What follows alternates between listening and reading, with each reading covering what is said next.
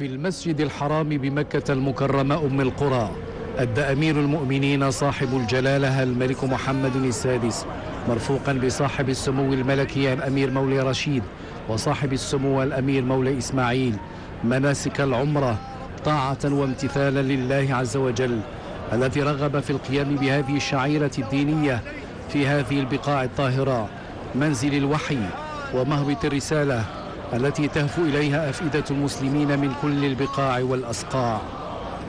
بسم الله والحمد لله والصلاة والسلام على رسول الله صلى الله عليه وسلم.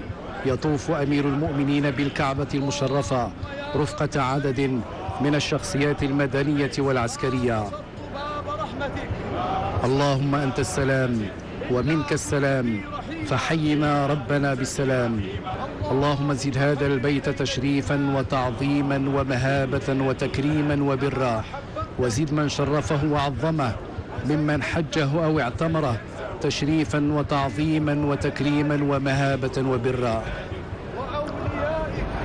الحجاج والعمار ضيوف الرحمن إذا دعوه أجابهم وإذا سألوه أعطاهم.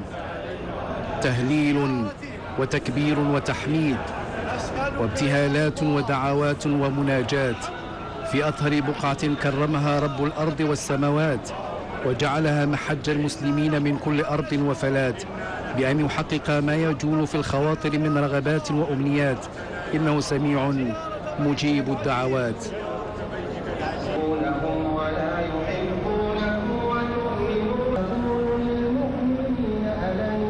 بعد الطواف 7 أشواط بأقدم بيت بني على وجه الأرض أدى أمير المؤمنين ركعتين خلف مقام إبراهيم، والمقام هو الحجر الذي كان يقف عليه خليل الرحمن سيدنا إبراهيم حين كان يبني البيت الحرام مع ولده إسماعيل عليهما السلام. وإذ جعلنا البيت مثابة للناس وأمنا واتخذوا من مقام إبراهيم مصلى.